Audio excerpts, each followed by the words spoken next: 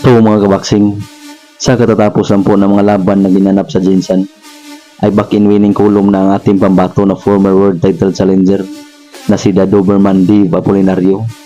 Ito'y matapos siyang dominahin ang kapwa Pinoy na si Jeniboy Buka upang makuha ang 6th round unanimous decision na panalo, kung saan ang tatlong hurado ay parehong umiscore ng 60-54 upang ibigay kay Apolinario ang panalo. Dahil dyan ay nag-improve na ngayon si Doberman sa kartadang 21 wins with 40 knockouts at may isang talo. Samantalang si Buka ay nalasap ang kanyang ika-11 straight losses na may 14 wins with 12 knockouts at may 17 talo. Samantalang sa iba pang bakbakan mga kabaksing, ay back in winning column na din ang ating pambatong former world title challenger na si The Ring Girl Hunter Vince Paras. Ito'y matapos yung talunin ang taga Cebu na si Anthony Helbuela via 3rd round corner stoppage, kung saan kanya pang pinabagsak si Helbuela ng isang beses upang mag-improve ang kanyang kartada sa 22 wins with 16 knockouts at may 3 losses.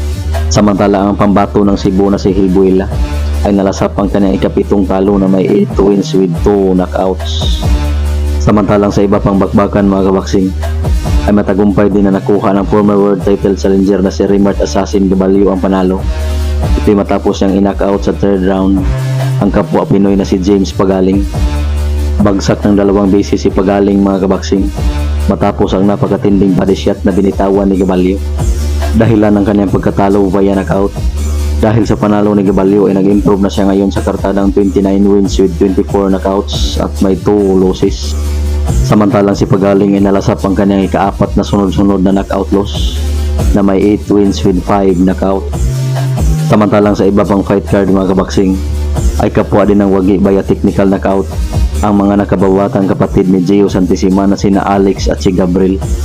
Ang knockout artist na si Gabriel ay kanyang dinimulis ang kapwa Pinoy na si Ponciano Rimandiman via 5th round technical knockout. Samantalang si Alex ay panalo din via 3rd round technical knockout kontra kay Ryan Ray Ponteras.